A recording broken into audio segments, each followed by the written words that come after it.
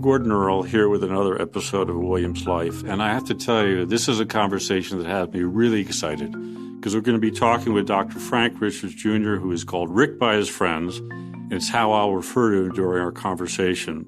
Rick is a totally fascinating guy, because among his many talents, he's one of the world's leading experts on tropical infections.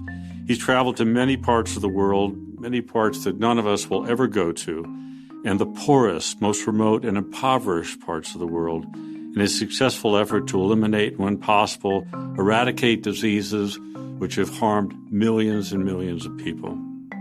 In addition to his career, we'll be talking to Rick about his experience as a black student at Williams and his work at the Carter Center, where he has worked closely with former President Jimmy Carter, who, as many of us know, is in hospice care as I record this. Rick, I want to start our conversation by discussing your upbringing in St. Louis, because you have a very interesting family history. And I wanted you to start talking about your father, who was an accomplished surgeon, and your mother, who I believe was a social worker. Yes, I consider myself to have led a very privileged life. And my father, as you mentioned, was a surgeon. My mom stopped working at a certain point to take care of my sister, my older sister, and me. And we didn't want for anything, and it was in general a very happy childhood. Well, a friend of your father, and I read this, that a fellow doctor called him the Jackie Robinson of the surgical profession.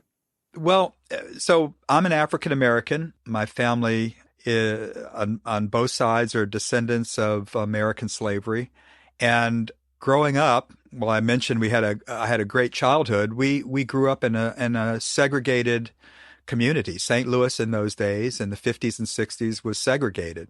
I went to all black schools at the time. I went to an all black church, lived in an all black neighborhood, and my father was trained at a hospital called Homer G. Phillips Hospital. It was an African American hospital for training African American physicians and people of color, like Hispanics and Asians and some whites. And so when things began to open up in the 60s, he was the tip of the spear at integrating operating rooms in St. Louis. And he had to show people he had the right stuff. And I think the remark he was the Jackie Robinson of surgery relates to the integration of baseball by Jackie Robinson and how he excelled at that sport. And my father was no different. I would also say that the whole family were pioneers. I was a pioneer. Since we were of means, we moved when housing opened up. And it was not uncommon for me to be one of a few African Americans in a class when that move took place in and around 1966. Was that an easy situation for you, or was there tension caused by you being an integrator? No, I would say that was not easy, but it was never easy really for me. Being light-skinned, in the all-black schools, I was the white kid, and in the all-white schools, I was the black kid. And so it was, in many ways, confusing to sort of understand race in the United States and my upbringing. I'd like to point out that there weren't large populations of Latinos in those days. So I think we're more used now to a spectrum of black through brown through white, but that was not St. Louis in general. So being a pioneer seemed to be a part of my life in general, meaning sort of being an outsider. Did you experience racism and discrimination when you were growing up? Well, I can remember quite well that there were restaurants that we couldn't go to. I can remember quite well at times when in 67, 68, when there was a big push towards civil rights, that my family was very much aware and interested in pushing that. And so we would go to places and challenge the color lines and not get served. I remember leaving on occasions. One thing that's particularly dramatic that sticks in my mind. So here's my father, a physician, a fellow of the American College of Surgeons, And on the street we lived, there was a hospital right across the street. I'd walk out of our front door and look at a hospital. And that was a segregated hospital. My father could not practice in that hospital. And so as I got older and became more and more aware, that was something painful. I know it was painful to him. So that was sort of my life in terms of being there when things really started changing in the United States and the United States society vis-a-vis the color line. Did you engage in any activism when you were a young man in St. Louis? I did. I would say that I really didn't get engaged in activism until I got to high school. I remember very well 1968 when I was a freshman, when Martin Luther King and then Bobby Kennedy were assassinated. And I also remember very well a biology teacher, a science teacher that I had, who was a white man. And this was an integrated school at that time. He stopped the class when the news of Martin Luther King's assassination came through, and talked about how he had gone south to march with Martin Luther King. He'd been in Selma, and he talked about that experience. And that was very important for me to hear him say that. It was important for me to recognize the breadth of the struggle involved blacks and whites. And it also impressed upon me, as my parents impressed upon me, the responsibility to resist. Not violently resist, but to resist. And I think I've basically lived that throughout my life since then. Now, so in terms of protests, at least 2 protests in high school, both of which earned me disciplinary probation. And one was, interestingly enough, a lockout. I also participated in a lockout in Williams and got on disciplinary probation. So it was sort of a trend. But the one in St. Louis that I remember best is that we were demanding, there were always grievances and demands. The first of the list was the grievance, and the second page were the demands. And the demands were for Black history. We wanted Black history courses. And we got it, by the way. We got it. And it's amazing to me to see now in Florida and elsewhere with this whole critical race theory thing that the protests and the struggles are going to begin again to have the ability to elect to understand your history. Before we get to Williams, let me ask you about some words or words of advice that I think your father gave you, and it was described in 2 words: do better. Yes. And I'd like you to describe what that meant to you and why your father was so insistent on instilling that quality in you. Well, I'll elaborate on that a little bit. Whenever you'd bring a good grade to him or something worthy of praise, he would say, "This is great. Next time, do better." And that would infuriate me. That was like, and my sister, sometimes we'd huddle up and like, how do you please this guy? And my mom was similarly tough.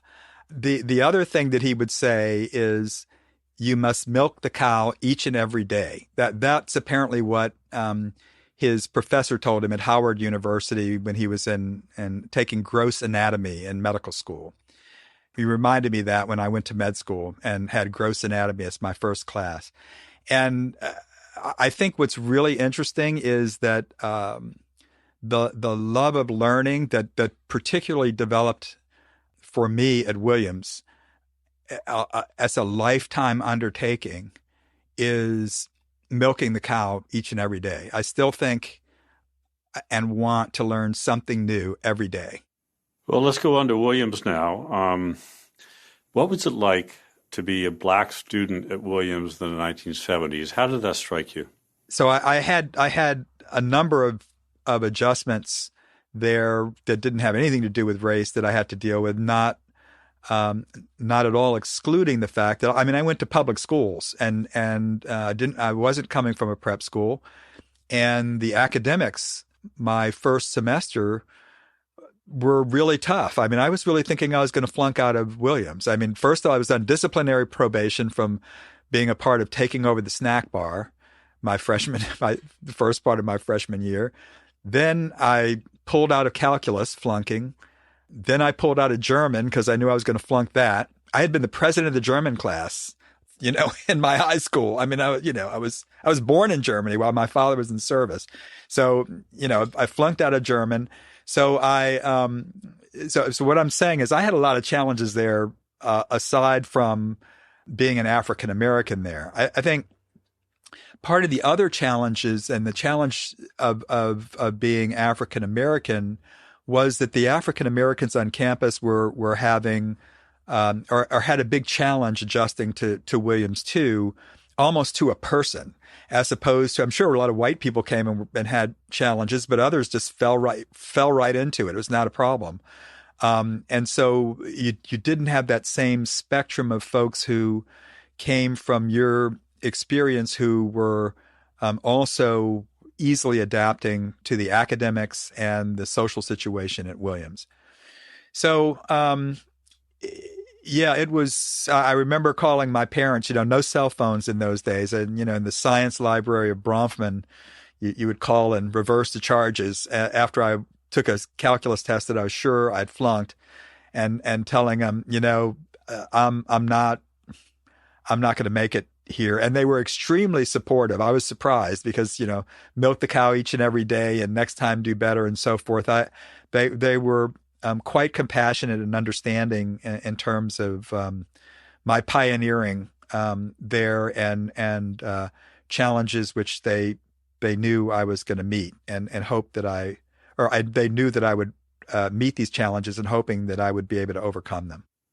Did you think of bailing freshman year, just calling it quits and going someplace else? No, I was very intentional about making it. I knew that going into pre-med would be a challenge, and I went into pre-med. I mean, I didn't take that many science courses in high school. As a matter of fact, my father was shocked when I told him I was going pre-med and selecting calculus and chemistry as my science is the first. So here I am at Williams, I'm taking German 2, calculus and chemistry, and didn't really have a background in those subjects. My dad, as a matter of fact, said, I thought you were going into law. You have to sort of understand that in my bedroom at home in St. Louis, I had all sorts of pictures stuck on the wall for activism and power to the people. And I'd had all of these things at high school where I was involved either in demonstrations or I was also involved in student government. And so he thought I was more attuned to being a politician or something like that. So he was very pleasantly surprised. And perhaps also not surprised when I had challenges at Williams with taking very difficult science courses given my background. As you said, you're struggling your freshman year. Did you feel as though you belonged at the college or that Williams embraced and supported you when you were struggling? Not at all. I felt very much unsupported by the college and very much supported by my friends of my class and some upperclassmen who were largely but not totally black. And here I'll say a very interesting story or observation to get back to an earlier question. I found it extremely strange when I got to Williams. I was in Lehman Hall.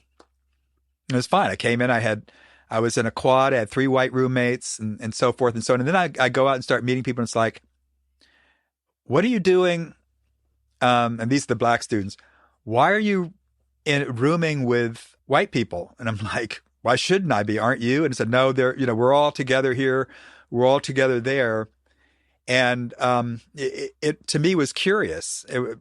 I don't know who pushed for that. Did previous black students push for that? Or did the college think that would help in the adjustment? But I can tell you right now, Gordon, I am very grateful for the freshman experience that I had great roommates who I keep up today, and particularly Bear Peterson, who we exchange greetings every year. I just saw Jim Kingston, who was a roommate, and it was great to see him at Brown University, where I was giving a talk last month. So it was curious, don't you think? Well, yeah, and I have no idea how that policy happened, but I was also at Lehman with another black student, Reggie Garrett, who's a great guitar player. We played all the time together. He became a professional musician in San Francisco and still out there. But we both had fun experiences in our freshman year, and I wouldn't have had it any other way. Well, it may be that there was the college was trying to figure out exactly how to handle the situation. I don't know that, but I'll use the words that Mike Reed used when you had the webinar with your black classmates. And he said that he thought that Williams for black students was an experiment. And I thought that was a really interesting choice of words and not one that I thought was very positive. Right. And I wondered if you felt that you were part of an experiment. Well, so Michael Darden, class of 74, myself, and Walter Clark, class of 75, did a winter study, 1974, where we wrote, it must have been 90 or 100-page paper. I glanced at your winter study project. I did not read the whole thing. Can you give us a sense, maybe read some excerpts that are meaningful for you? I'll read one part from the near the end of the paper. Quote, "The point is to assimilate Williams and not be assimilated by Williams. Inherent in this is the ability to see through the core, the foundation of the institution, select what pertains to black people, and disregard all else. This ability is not found in any one student and can only be found in a group in helping each other to realize the pitfalls of the school and to weed out all the ideas which are detrimental to the development of a sharp, responsible black elite. We do not advocate separatism to do this. Separatism is detrimental to the deep understanding of the experience of the college. We do advocate the continuing need for a strong black student union in which should rest the responsibility of helping all black students in defining their own roles as intellectuals in both the white and black world. The survival of this institution or anyone like it is of utmost importance in determining whether Williams is a healthy or pathological environment for young black minds." Unquote. Wow. You wrote that, I think, your junior year, I can't even right? believe it. Well, I said, wow, that's pretty good. I hope I didn't plagiarize that from someplace. I'm surprising myself at the age of 69. Well, Rick, I'm just curious because the title of the paper is a study of black students in a white college. You didn't say at Williams College, you said a white college. Right.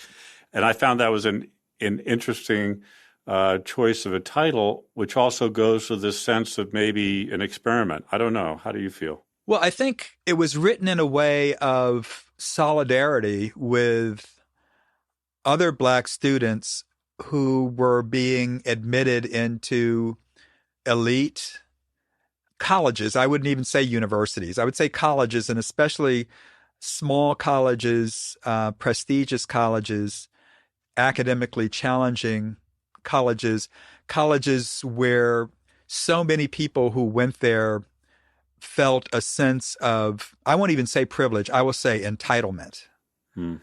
We're entitled to things. It was really quite stunning. I remember really remarking to people coming back home to St. Louis, after freshman or sophomore year, it's like, these people own the world and they really know that they own the world. And so I guess that the idea of experiment was, we certainly didn't own the world in terms of the black students there. And so how how did we sort of fit into the worldview of the people with whom we were living and studying and socializing with? And was the writing on the wall with the development of American society, which was happily moving toward a more open and inclusive society, that the privileged who would be in decision-making power relationships, which was, again, please, the assumption that we felt that people had there, that it was important for them to have an experience with a broad range of people for their own proper education. That was that idea of the experiment, and that we were, in fact, there as much for others as we were for ourselves. Yeah. Was there as much, I'll use the word integration between the black and white students and other students at Williams as you would have liked, where, people were getting together and mixing, or did you find it a fairly segregated experience? I think I found it the most segregated experience that I had been through since, pre-1966, when I went to all segregated schools and churches and so forth. What saved me from that, though, was the fact that, as I mentioned, I was fully integrated, if I can use that term, in freshman classes during, I should say, freshman living conditions at Lehman Hall, which was a great experience. Later, I got very much into a martial art, Aikido, which I learned, and I actually offered a course. Well, it was being offered for a number of years. That's how I started practicing, and then when I became an upperclassman, I was the highest ranking Aikido person at the school. So I taught gym classes, and I met lots of people through that, folks who would sign up as an elective for Aikido. For some reason, I got on gargoyle, and that was a great opportunity. So I did feel like I had a broad experience in that sense of socializing at Williams, but not nearly as broad as I had had in high school, nor not nearly as broad as I had when I went to medical school and residency and the rest of my life. So isn't that curious? Let me talk a little bit about, I'll use the word activism, because in preparing for this, there were a couple of incidents on campus I know you were involved in. I want you to flesh them out a little bit. One was came up in a conversation that you had with Walter Clark recently, and you talked about erecting a cross outside of Baxter Hall, and then you got up on the cross, and it was a very powerful thing to do, and the photographs of that event are very, very powerful. So remind the audience about what that event was all about and what triggered it. What triggered it was the college declared a holiday because of some event in Africa. I believe it was it was a famine in Eritrea or in Ethiopia. Or Biafra, I think. Biafra, perhaps. Maybe Biafra. Yeah. I was thinking of the Biafra back in the 60s, but it could have been that.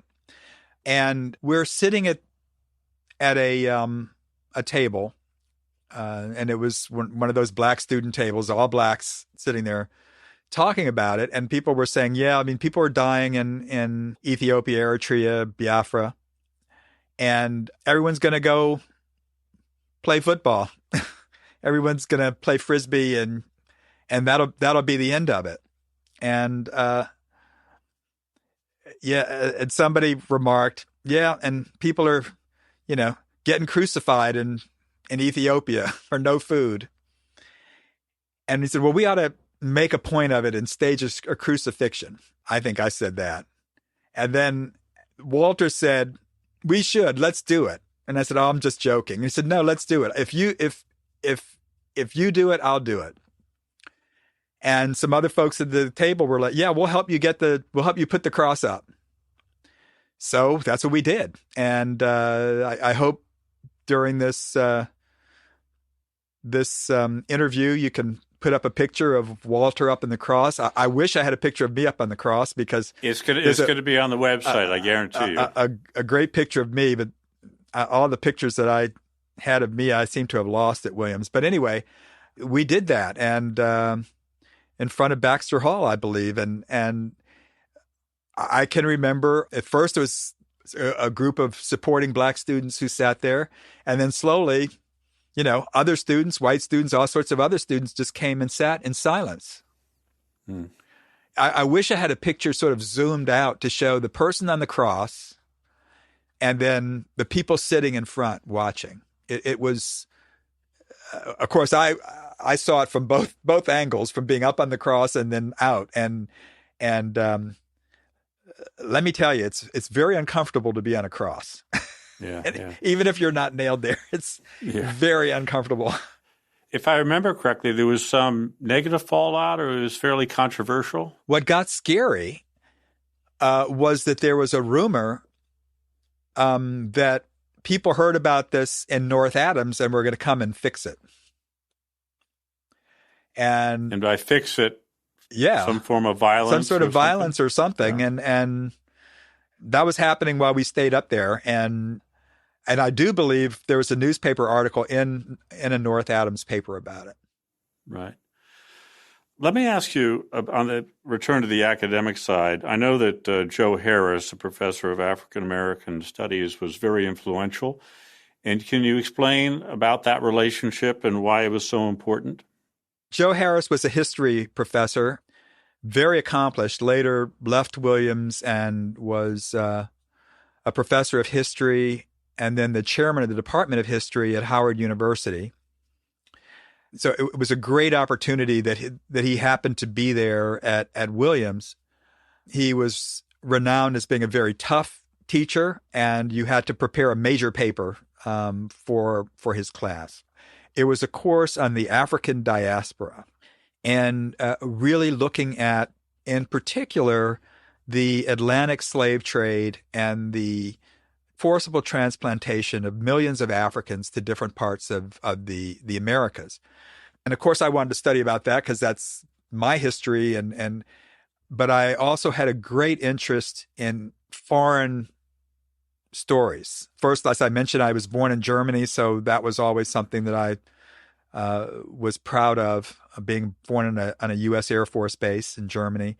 And my father and I enjoyed scuba diving. And as a high school student, I did a lot of diving around the Caribbean and had a chance to visit a number of islands and see the African diaspora on those islands and get to know people. So I was very interested in this class. And it was pretty transformational, just in terms of, it was a seminar class, not a lot of us, maybe 7 students, classic log, professor and a log kind of thing. And I aced that course.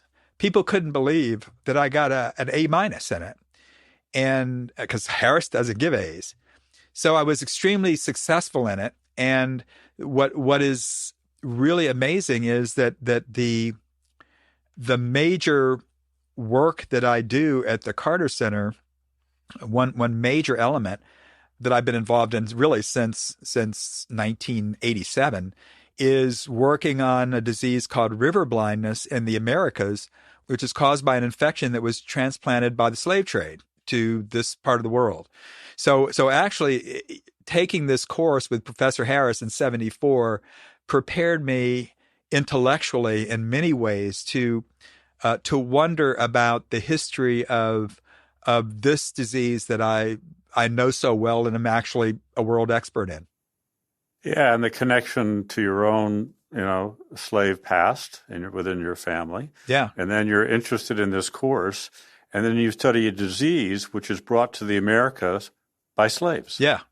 It's an amazing story. Sort of amazing. And what is fun is that we recently had a little Zoom reunion with Professor Harris. It hasn't been more than 2.5 years, put together by a classmate, Jackie Laughlin, who went to Howard after Williams and maintained a relationship with Professor Harris. And I got to tell him this. I don't think he remembered me, but I told him exactly this story. I said, first of all, you gave me an A-, and everybody was happy, was amazed by that, and I was very happy. It was one of my my gold stars from my Williams experience to have gotten that. And second of all, that I explained to him how his class prepared me for what I ultimately did in my life. And the last thing I'll say in this is that I was asked to give a lecture just last month, February, so we're being recorded in March, for Black History Month at Brown University School of Public Health in Providence.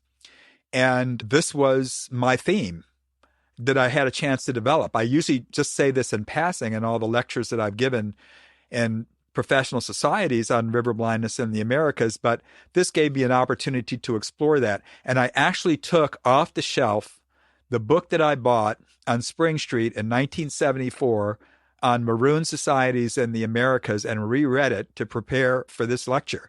So it was quite an amazing circle. Well, let's jump to medical school now briefly, because it really is the start of your career. And I know that there was a professor, as Joe Harris influenced you at Williams, there was a professor, I think Professor Keene at Cornell, and he turned you on to global health. And I'm wondering why, that's a broad spectrum, why you got turned on specifically by infectious diseases. So, first of all, Ben Keene was a very, very interesting and influential person, not just at Cornell University, but in the entire world of tropical medicine. As a matter of fact, the American Society of Tropical Medicine and Hygiene, my professional home, if you will, has a Ben Keene Fellowship for young clinicians.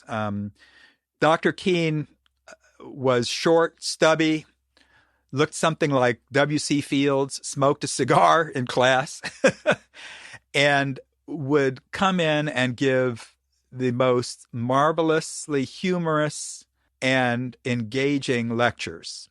And they could almost always start once upon a time in a place, in a galaxy far, far away. Exotic people, exotic diseases. I was absolutely transfixed and said, "This is what in 1977, I could almost remember the moment when I decided this is what I was going to do." And, was able at Cornell to secure time by doing all my electives and stuff first, to go in my fourth year to Brazil, which was, again, back to the Black diaspora. The greatest number of slaves, of African people brought to the New World came to Brazil. And I went into the city of Bahia. I might as well have been in Africa. It was amazing. And had a wonderful experience, actually out in the boonies. I took an intensive course. I went with 4 other students, but I was the only one who really left town and went on a real adventure in the jungle, studying a parasitic disease transmitted by a small sandfly called mucocutaneous leishmaniasis. And, we were collecting flies, dissecting them under microscopes, capturing animals, looking for the reservoir host. It was a total adventure, walking around with big rubber boots and machetes. And I was hooked. Yeah. Didn't want to come home. Yeah. and really spent the next 10 years waiting for my next overseas adventure, which happened in 1987 while I was at CDC going to Guatemala. But this was in 1979 when I had that Brazil experience in my last year in medical school. Well, I'm going to ask you about Guatemala in a second, but I'm also curious with your interest in infectious diseases. Then you've worked in many areas, but you had a specific focus, and this relates to Guatemala and river blindness. Right. And where did that interest come from? Because that really was the beginning of your career in a major way. The idea that I got from Professor Keene was I wanted to do parasites. And I remember telling my father, I'm going to do infectious diseases. And the first thing he said was, well, with antibiotics, infectious diseases are going to be finished in the next 10 years. That's a laugh in retrospect. And then he said, and how are you going to make a living on parasites? We don't have parasites in this country. So he said that. And similarly, when I went for interviews for my residency, I remember one one interview in particular, I won't mention the school, it's Ivy League school, and they said, well, what would you like to do? I was applying in pediatrics, by the way. He said, what would you like to do? And I said, well, ultimately, I want to work in tropical disease and parasitic diseases. And the guy said, okay, well, now that we've established you don't know what you want to do. So I left there and said, now that I've established that I don't want to come here. So I really, throughout my residency, I found a place that was very sympathetic to me in Children's Hospital of Los Angeles. And I was sort of the resident parasitologist. Anytime they got an interesting case with, parasites, I'd sort of get beeped to go see them and learned a lot. And I was absolutely sure that I needed to get into the CDC because that was the best place, Centers for Disease Control and Prevention. That was the best place for me to find a niche where I could actually make a living doing parasitic diseases. And I was just, overjoyed when in 1982, I got a spot in Atlanta, Centers for Disease Control, came here, went straight to the Division of Parasitic Diseases and said, I'm your man. Wow. I got in and I've been doing it ever since. So so to answer your question, when I went into the Division of Parasitic Diseases, they said, okay, you're going to be the filariasis person. Filaria are very thin worms that infect people and are transmitted by vectors. And he said, and so any calls that come in to the CDC, you're the man. You will answer. And here are the books. Here are the articles. Go to the library. We'll help you in the beginning, but we anticipate that in 6 months you're going to know more than any of us. And what I was very impressed by was the fact that this one condition caused by a filarial disease, river blindness, scientific name onchocerciasis, was untreatable.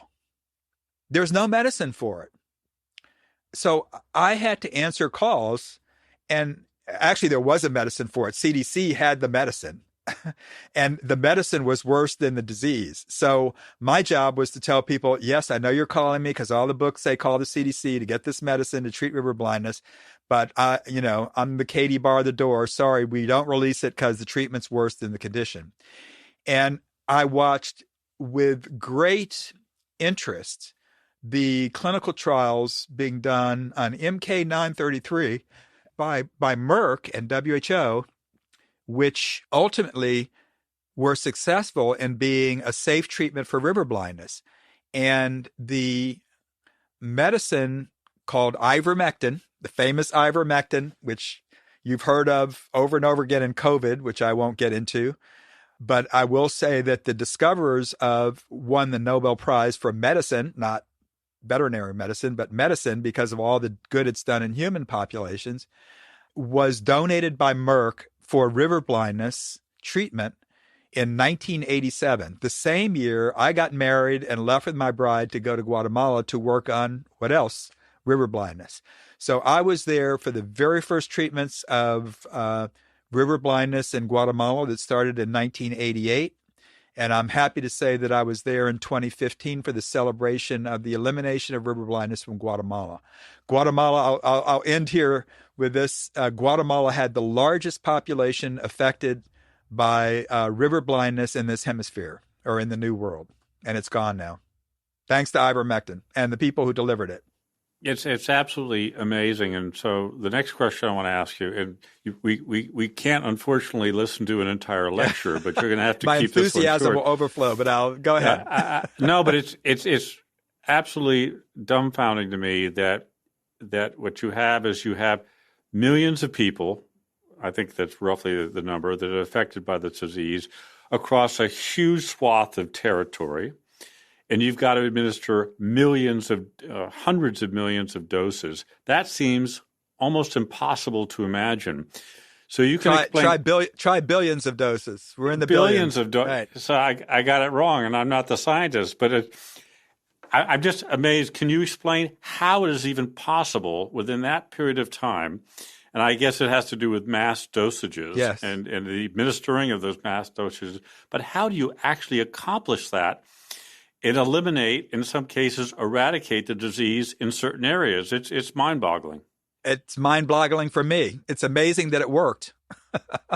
and when Merck first made the donation, they did not do it with a lot of fanfare because they were really pioneers on this.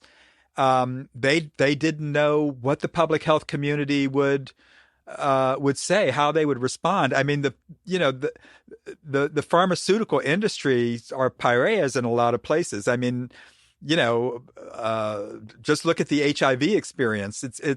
But in this case, they did the right thing, and they did not want misperceptions of what they were doing. So they said, look, we're putting potentially billions of doses of the medicine on the table free of charge, and we'll ship it to programs that are able to show in an independent committee that we're going to set up through the World Health Organization and other groups.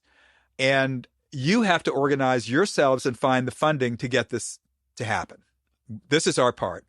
And so what you're marveling at is not how you can produce billions of tablets. Nobody's surprised about that.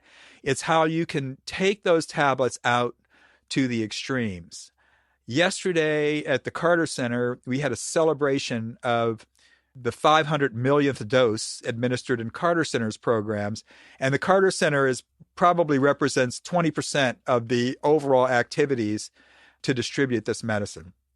And the Carter Center's experience takes the medicine from the deserts of Sudan on the Nile to the middle of the Amazon. And how that's happened is largely through the bravery and commitment of public health workers at the end of the road and the communities themselves to organize around treating their families, their friends, their neighbors with this safe and effective tablet once or twice a year. And the fact that people feel much better after they take the treatment, because not only is it effective against river blindness, it's effective against lice and scabies and intestinal worms. And people really recognize the difference in their lives. And you see a sense of empowerment in the communities that extends to what are normally disenfranchised communities, insisting that their government maintain the supply chain and provide this to them, and insisting that what else can we do to help ourselves as something that the public health community should still be looking to try and provide to use the system to carry on. Yeah, if I remember correctly, though, there's a downside to this story that doesn't directly relate to river blindness. If I remember correctly, that when people are cured of river blindness, they don't get the medication anymore. Then they also don't get these other treatments. Exactly, and that's the challenge. Yep, and that's the challenge. And so their river blindness is cured. The medication is discontinued, but that medication, which was helping with other diseases that they were suffering, is not there. Exactly. And that's a difficult thing. Well, it's very difficult when we're busy drinking champagne and celebrating, and the people in the communities are saying, well, maybe this program was a failure, because they're not separating the drug effects for river blindness from the other drug effects. I mean, there were benefits for a number of different things, but it's us that are focused on just one piece of the puzzle.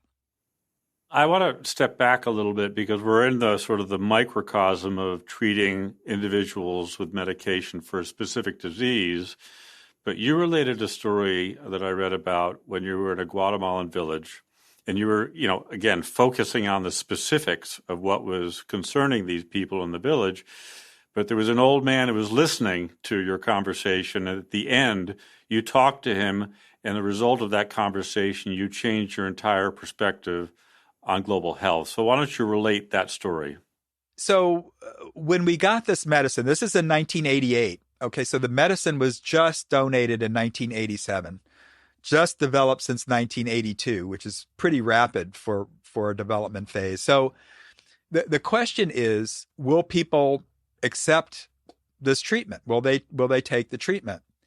And to get at that, I was working with a social scientist and psychologist doing a series of interviews, knowledge, attitudes, and practices, an approach where you map out within the cultural framework and context where people place disease and where they place this particular disease and diseases like it, to sort of understand what might be considered health-seeking behavior. So at any rate, we're asking in the questionnaire to map the diseases out, important health concerns of the community. And the questions were a series, what is the most important health problem in this community? Get that. Okay, and after that, what's the next most important? Get that. Make a list, line listing. So I'm listening. We have it's being done in Spanish. We have had professional interviewers who've done a lot of these CAP studies. And I'm watching this old man in the corner listening as the interviews were being conducted on younger people. You know, there are chickens running around. It's a hut. There are chickens on the floor eating insects, and barefoot kids not looking very healthy, looking malnourished. And so I was really making eye contact with this man on and off. And so I sort of interrupted the interview and asked him in Spanish, what did he think was the most important health problem in the community, the question. And he met my eyes and he said, fíjese que esta pobreza no se escapa,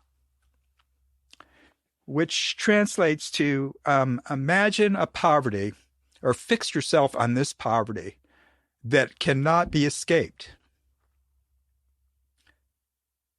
And he's right. And I was wrong. And it's kind of like we were talking about a minute ago. I mean, the communities are seeing it as a failure because they're still being bombarded with other conditions that are treated by this medicine, and now the medicine's gone away. And they're all conditions of poverty and malnutrition and bad water and no shoes. And I wrote this up. It's in a short story in a book called Miracles We've Seen. And the point that I made and that I try and make with my students in public health is we can get so fixated that we can lose the big picture. That's the one side of it. But the other side of it is that the problems are so overwhelming that you could throw up your hands or just lose it in terms of what the mountain is that we really have to climb, which is what that man was talking about. And he was not angry. After he told me that and saw that I realized that his face sort of softened and he nodded. So I called that story Bitter Creek. And it was after a song by the Eagles. And it was, once I was young and so unsure, I tried everything to find a cure. And old man told me, trying to scold me, son, don't wade too deep in Bitter Creek. So anyway, I get very emotional when I think about it. Sorry, no, I'll try and pull myself together because it was. I can see you. No, but it had, you know, such an important dynamic effect on your life. I mean, I can see the emotion. I'm sure those listening can hear the emotion, but that's very important. Well, I just can't think too greatly about the accomplishment.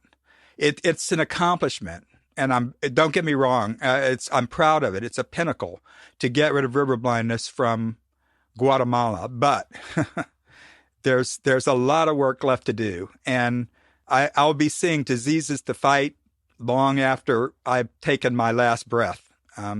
It's a lot to do. Well, since you've reacted in a very personal Sorry, I'll pull it together. No, there's absolutely no sorry, but I wanted to then actually segue to some of the personal aspects of your career. And I'm wondering what it was like to work for extended periods of time in such remote areas and poor areas. I mean, you saw a lot. You experienced this older gentleman. But what was it like to immerse yourself in such poverty? And did it change and impact you? You know what's hardest? Yeah. It's not immersing yourself in the poverty. It's coming home.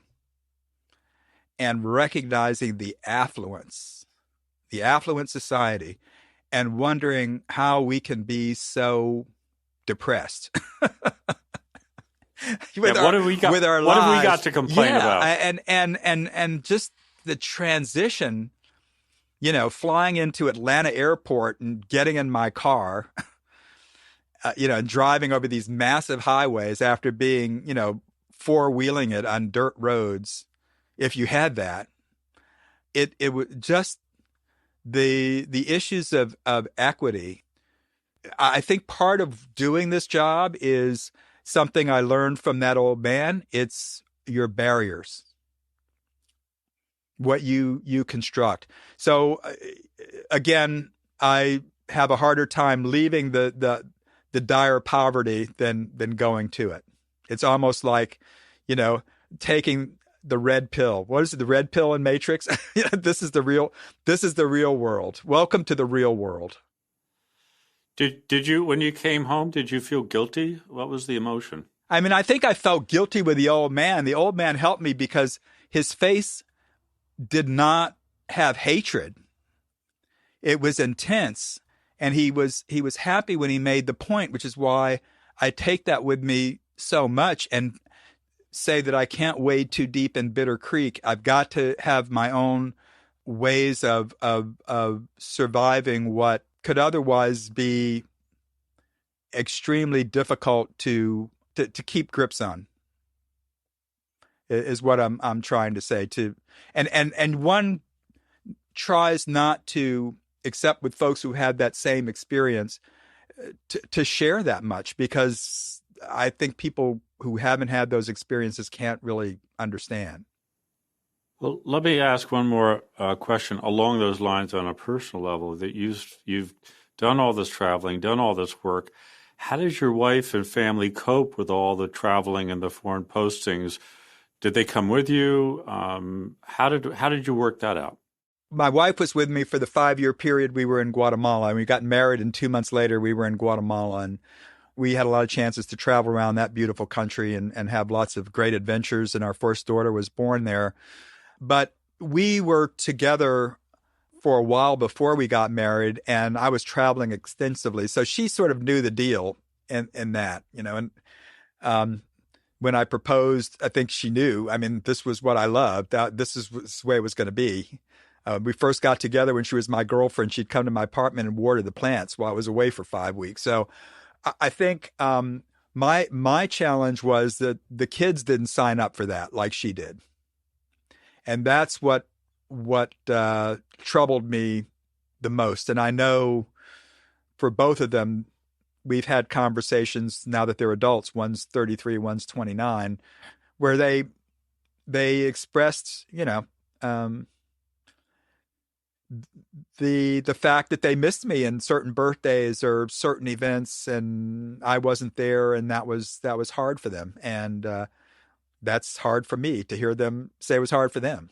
The other thing that's fun, though, I've got a lot of their drawings from when they were kids. And one of my favorites is a picture of Daddy on the couch with Z's, over his sound asleep while they were running around screaming.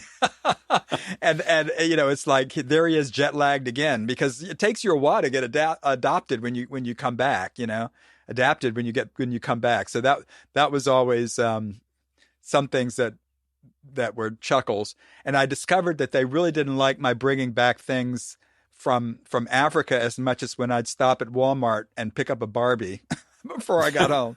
That worked a lot better. So anyway, we live our lives. Let's talk about President Carter and the Carter Center. At the time of this recording, President Carter is in hospice care in Georgia.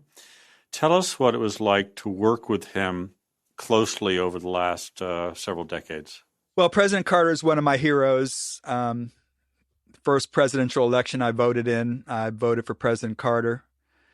I first met President Carter in 1986. The Carter Center was launched in 1982. Interestingly enough, the year I came to Atlanta to CDC. And I actually spoke at the Carter Center in a presentation on guinea worm eradication in 1986. And that was the first time I met President Carter.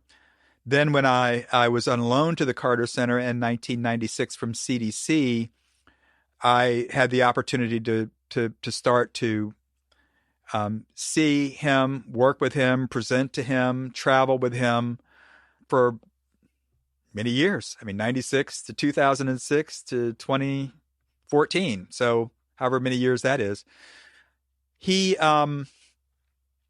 It's important to remember that he's a graduate of Annapolis. He studied nuclear engineering. He was an executive officer on a nuclear submarine. So he carries a military discipline. And while he has, a great smile, he also has a very icy look and a very firm belief in chain of command. But that's fine. I actually enjoyed his attention to detail.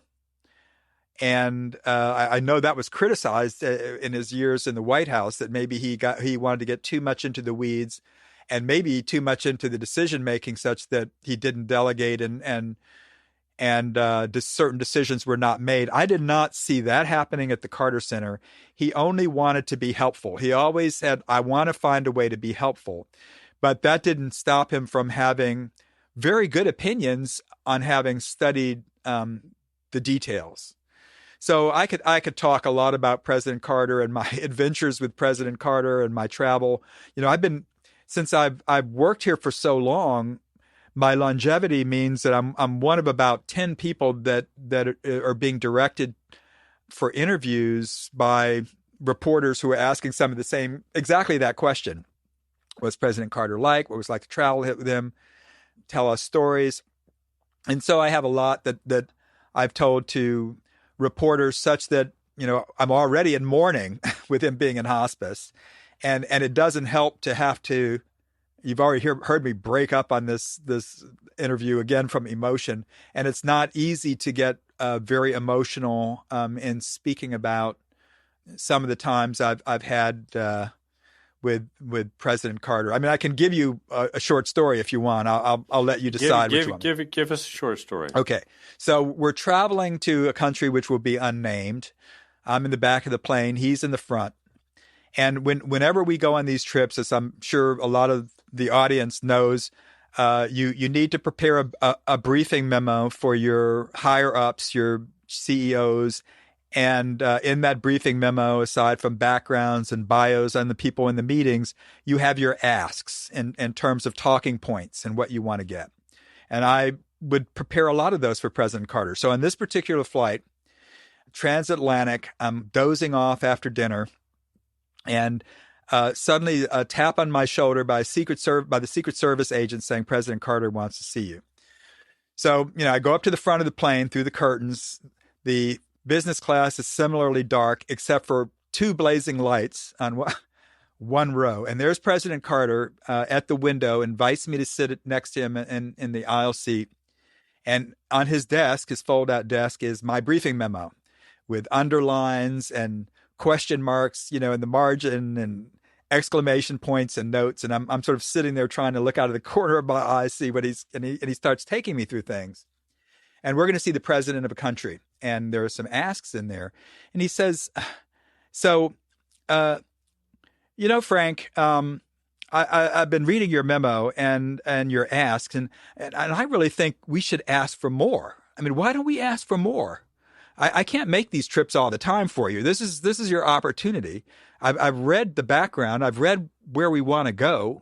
Why don't we ask for what we need to get where we want to go? And well, Mr. President, and of course, Mr. President Carter knew this went through clearance. It went through my vice president and our CEO before it got to him.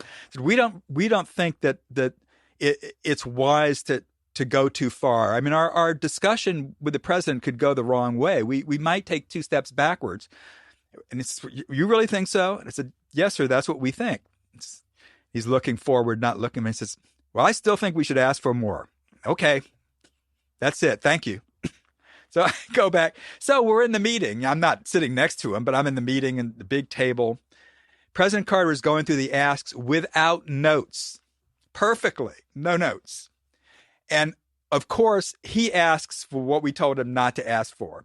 very diplomatically, statesmanlike, he makes the ask. As we predicted, it didn't work. Adroitly goes to the fallback position, which was the original ask, and doesn't lose that. So I just chuckled. And it's an example because President Carter, a principle of the Carter Center is we should not be afraid of failure. And if the goal is worthy, then, we should try to get that. And this is an example of his principle. I'd like to conclude the interview just talking briefly about the 50th reunion. And I know you have some thoughts about what our classmates and the gift should be. What's the message to the class in terms of the 50th reunion and what you would like to accomplish? My message I put down on paper. It's on our website, and I presented it during our webinar, and it's about my family's history. So back to my great-grandmother, our first generation out of slavery, Sally Blount, who amazingly, because her parents couldn't read and write because that was illegal to be black and read and write in Alabama, she went to college. She went to Talladega, like my mom and my dad did. And I went and visited there when I was a kid and so forth, and I was aware of that school. But what blew my mind was that I got a letter one day from a great aunt, my grandmother's sister, saying, here's a picture of your great-grandmother, Sally Blount, which I put up on the Williams website, by the way. And she graduated from Talladega. And then she goes on to say, Talladega was established as the result of students at Williams College helping to form the American Missionary Association. The American Missionary Association helped build Talladega. So, I looked into this, and we all know the Haystack Memorial, and we all know of the Missionary Association, which was largely based on overseas missions, which I can have some issues with, but we forget that the AMA was an offspring of the original Missionary Association put out by the Haystack Movement, and that was very much involved with establishing many schools in the South after the Civil War, during and Union-occupied areas and after the Civil War, as well as a number of colleges.